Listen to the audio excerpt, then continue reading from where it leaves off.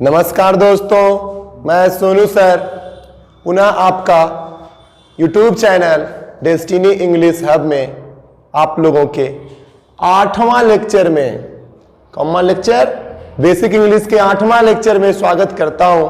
आप लोग कैसे हो? आशा करता हूं आप लोग अच्छे होंगे। चलिए बाबू, आज मैं आपको लेक्चर 8 में बतलाने वाला हूं।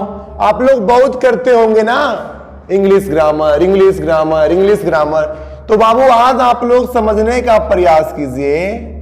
आज का लेक्चर ही इंग्लिश ग्रामर से रिलेटेड है। What is English grammar? क्या? What is English grammar? English grammar होता क्या है, समझना मेरे बातों को। तो यहां पे मैं आपको बतलाने वाला हूं इंग्लिश ग्रामर is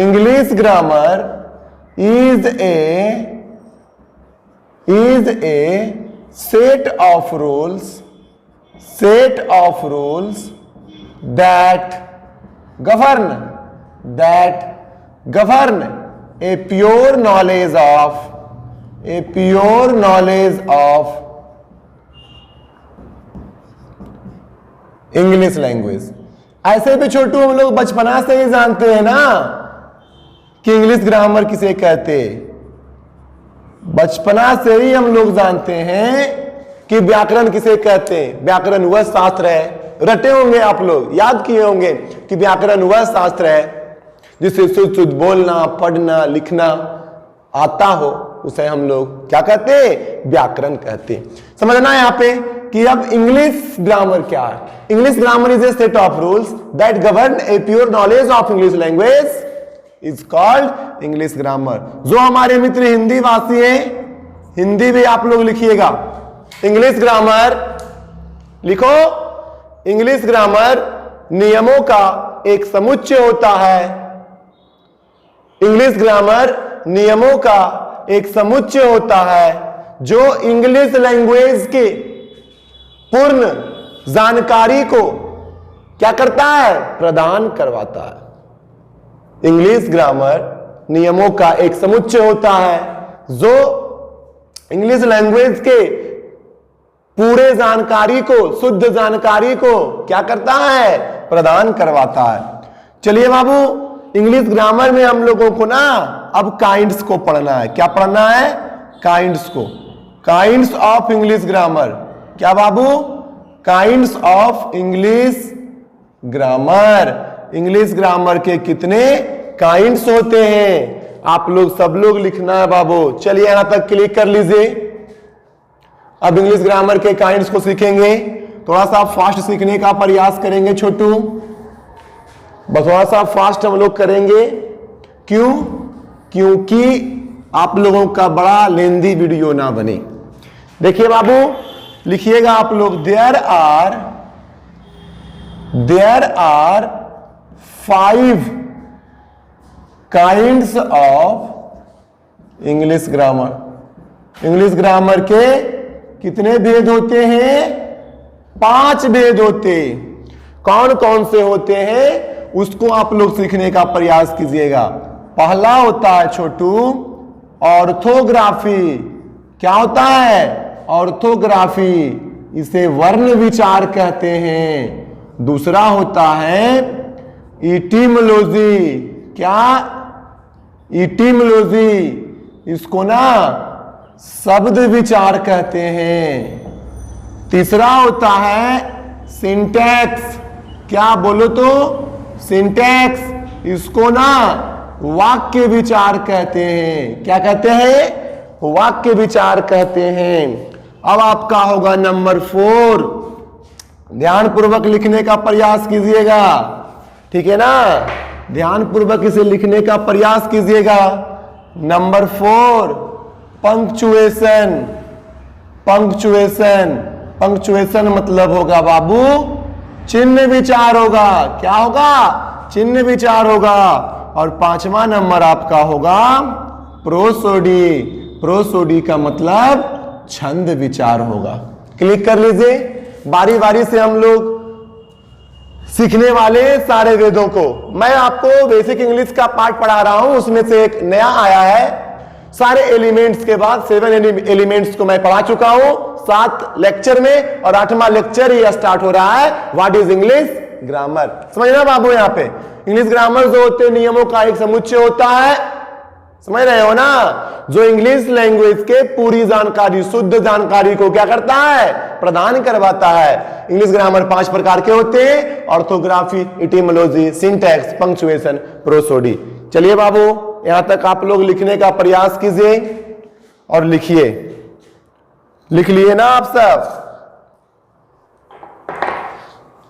चलो अब देखते हैं, हम लोग बारी बारी से सीखने का प्रयास करते हैं।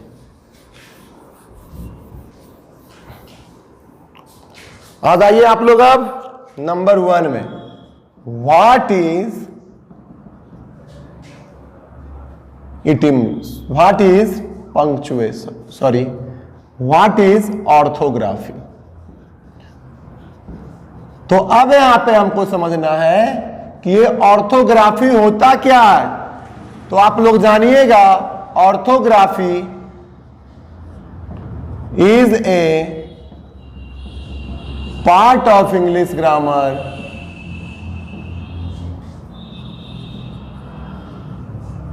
in which we study about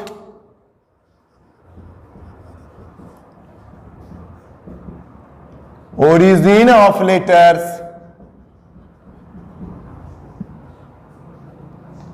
historical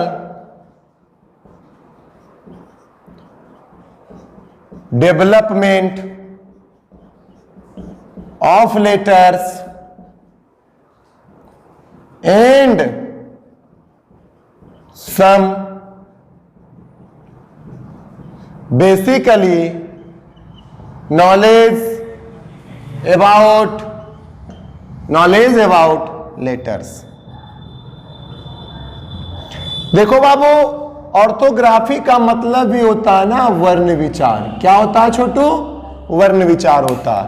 तो ये जो आपका ऑर्थोग्राफी होता है ना, सब लोग जानते हैं कि इंग्लिश ग्रामर का एक भाग होता है जिसमें हम लोग जो होता है ना origin of letters, historical development of letters और सम बेसिकली नॉलेज अबाउट लेटर्स को जानते हैं। क्या जानते हैं? सम बेसिकली नॉलेज अबाउट लेटर्स। चलिए बाबू, जो अब इसका हिंदी भाषी मित्र मेरे हैं वो हिंदी लिखिए कि ऑर्थोग्राफी इंग्लिश ग्रामर का एक भाग होता है जिसमें हम लोग अक्षरों की उत्पत्ति, ओरिजिन ऑफ लेटर्स का मतलब अक्षरों की उत्पत्ति, कॉमा अक्षरों का ऐतिहासिक विकास तथा अक्षरों के बारे में प्रारंभिक ज्ञान का अध्ययन करते हैं। जैसे ए का डेवलपमेंट कैसे हुआ, ए का ओरिजिन कैसे हुआ, ए का कुछ बेसिकली नॉलेज, अर्थात जो भी लेटर्स हैं उन लोगों के बेसिकली नॉलेज को सीखने के लिए हम लोग ऑर्थोग्राफी में क्या करते हैं बाबू? शिक्षा ग्रहण करते हैं। क्लिक कर लीजिए। ओके, चलिए बाबू, अब नंबर 2 आपका आएगा। अब ये ऑर्थोग्राफी जो है ना, ये आपका ऑर्थोग्राफी नहीं, क्या बन जाएगा यहाँ पे? इटिमोलॉजी हो जाएगा। ध्यान पूर्वक देखना, व्हाइट बोर्ड का फायदा कर रहा हूं। इटिमोलॉजी, क्या? इटिमोलॉजी। इटिमोलॉजी का मतलब शब्द विचार। अब इटिमोलॉजी कहते किसे? तो यहां देखिएगा आप सब, इटिमोलॉजी क्या होता। चलिए यहां भी क्या लिखेंगे? इटिमोलॉजी लिखो सब लोग। Etymology is a part of English grammar. और जहां लेटर्स आया हुआ है ना बाबू, जहां भी लेटर्स आया हुआ है ना, हम लोग वहां क्या कर देंगे? वर्ड्स कर देंगे। देखिए वर्ड्स कर दिया ना, वर्ड्स कर दिया ना, वर्ड्स कर दिया ना, साफ साफ लो। अच्छा से लिखते हैं नहीं, बहुत कहते हो आप लोग सर अच्छा से लिखो, अच्छा से लिखो। लो वर्ड्स कर दिए सब में वर्ड्स। अब पढ़िए, देखिए what is etymology number 2। Etymology is a part of English grammar in which we study about origin of words, historical developments of words and some basically knowledge about words. Hindi लिख डालो इसका, हिंदी भाषी मेरे मित्र। लिखिए इटिमोलॉजी कॉमा इंग्लिश ग्रामर का एक भाग होता है जिसमें हम लोग शब्दों की उत्पत्ति कॉमा शब्दों के बारे में ऐतिहासिक विकास तथा शब्दों के बारे में प्रारंभिक ज्ञान का अध्ययन करते हैं। थोड़ा सा आप लोग यहां पे एग्जाम्पल में लिखिएगा, कच पोटैटो। कच मतलब होता है पलंग, पोटैटो मतलब होता है आलू। इसका मतलब हुआ टीवी से चिपके रहने वाले क्या लोग। इसका मतलब हुआ टीवी से चिपके रहने वाले लोग। अब थोड़ा सा आप देखो ना एटिमोलॉजी, इस शब्द का ना बाबू विकास कैसे हुआ। सबसे पहले जो है ना बाबू, सबसे पहले अमेरिका में केबल टीवी का निर्माण हुआ, और जब घर नई दुल्हन आती है ना तो घर वाले और बाहर वाले दोनों उनका ना अच्छे प्रकार से सेवा किया करते। वही बात हुआ, सबसे पहले केबल नेटवर्क कहां आया बाबू, अमेरिका में आया। तो अमेरिका में सरकारी और गैर सरकारी संस्थानों में काम करने वाले जो लोग थे, वो लोग अपने घर के पलंग पर बैठकर आलू के चिप्स को खाकर, पलंग पर बैठकर आलू के चिप्स को खाकर और केबल टीवी का क्या ले रहे थे, मजा ले रहे थे। जिसके कारण अमेरिका की आर्थिक स्थिति उस वक्त थोड़ा गड़बड़ाया, जिसके कारण अमेरिका के पत्रकारों ने कच मतलब पलंग और पोटैटो मतलब आलू दोनों को मिक्स कर एक अलग सेंस वाला वर्ड बना दिया। उसका नाम है टीवी से चिपके रहने वाले लोग। क्लिक कर लीजिए, व्हाट इज इटिमोलॉजी। अब बाबू आप लोग जो है ना, अब आप लोगों को क्या करने हैं, अब जो आप लोगों को सीखने हैं नंबर 3। क्लिक कर लो इसे, नंबर 3, व्हाट इज सिंटैक्स। क्या, व्हाट इज सिंटैक्स। सिंटैक्स होता क्या। तो बाबू अब आप लोग यहां पे देखो सिंटैक्स को, यहां क्या क्या हो जाएगा, syntax. Syntax is a part of English grammar in which we study। Study तक लिखते रहिए, आप लोग लिखते रहिए। मिटा देता हूं इसे। In which we study how to put a phrase, proverb, item in the form of sentence। चलिए बाबू लिखिएगा कि सिंटैक्स जो होता है ना इंग्लिश ग्रामर का एक भाग होता है। लिखो छोटू, सिंटैक्स इंग्लिश ग्रामर का एक भाग होता है जिसमें हम लोग किस प्रकार से फ्रेज, क्या फ्रेज, प्रोवर्ब सब पढ़ाया हुआ है पीछे वाले लेक्चर में। आइडम को सेंटेंस का रूपांतरण सेंटेंस के रूप में करते हैं। पुनः एक बार, सिंटैक्स इंग्लिश ग्रामर का एक भाग होता है जिसमें हम लोग किस प्रकार से फ्रेज, प्रोवर्ब और आइडम का रूपांतरण सेंटेंस के रूप में किया करते हैं। बाबू ये आपको क्या हो गया, सिंटैक्स हो गया। Number 4, what is punctuation. क्या, पंक्चुएशन। पंक्चुएशन सिंटैक्स का मतलब वाक्य विचार। समझ रहे हो ना, कोई भी सेंटेंस इसका एग्जांपल्स हो जाएगा बाबू, ठीक है ना, कोई भी सेंटेंस इसका क्या हो जाएगा, एग्जांपल्स हो जाएगा। व्हाट इज पंक्चुएशन, लिखो बाबू, व्हाट इज पंक्चुएशन। पंक्चुएशन क्या है, अब आप लोगों को यहां पे लिखना है, punctuation is a part of English grammar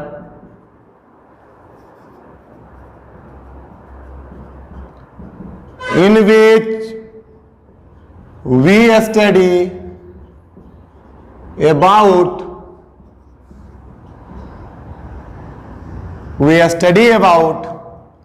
यहां से लिखो in which we study about punctuation marks. क्या? Study about punctuation marks. लिखिए पंक्चुएशन कॉमा इंग्लिश ग्रामर का एक भाग होता है जिसमें हम लोग चिन्हों के बारे में अध्ययन करते. एग्जाम्पल्स कर लेने हैं. देखो बाबू ये क्या हो गया, comma,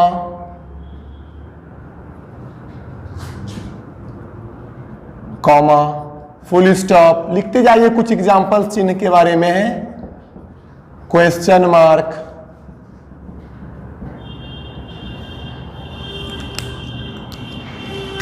exclamation mark,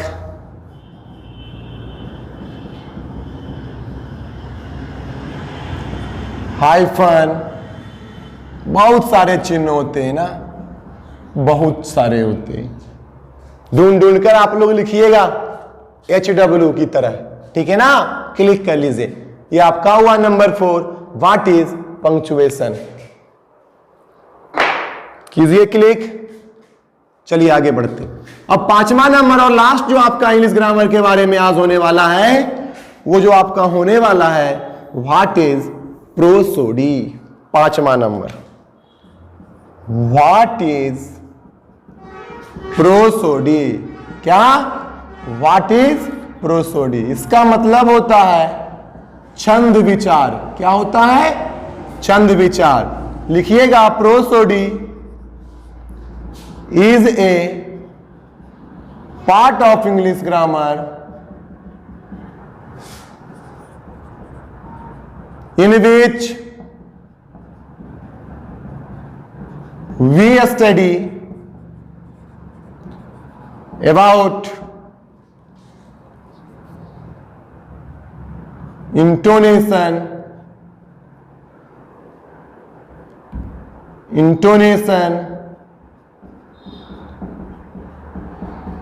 tune and rhythm. पढ़ोगे क्या इसे? रिदम. इसका मतलब हिंदी में होगा लय. ट्यून मतलब तान. इंटोनेशन मतलब स्वर. बाबू ये जो है ना वो म्यूजिक से रिलेटेड है. ये प्रोसोडी छंद विचार.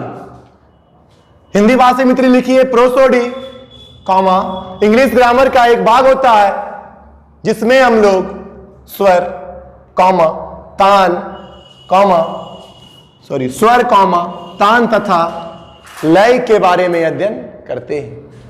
फिर से एक बार. प्रोसोडी कॉमा इंग्लिश ग्रामर का एक भाग होता है जिसमें हम लोग स्वर कॉमा तान तथा लय के बारे में अध्ययन करते हैं. आप लोग बहुत सारे स्वर तान में पढ़े होंगे. सा, रे, गा, माँ. ये सब जो है ना ये तो एक दूने बाबू. बहुत सारे जितने भी आपके म्यूजिक से रिलेटेड ट्यून होते हैं, इंटोनेशन होता है, रिदम होता, वे सब आपके किस में आते हैं? प्रोसोडी में आते हैं. इस प्रकार से आज का जो आपका लेक्चर हुआ, लेक्चर 8 इंग्लिश ग्रामर और उसके काइंड्स को हम लोगों ने आज बतलाने का प्रयास किया. इससे आगे कल के लेक्चर में हम लोग सीखें. कल के लेक्चर में हम लोग सीखने वाले हैं. धन्यवाद दोस्तों.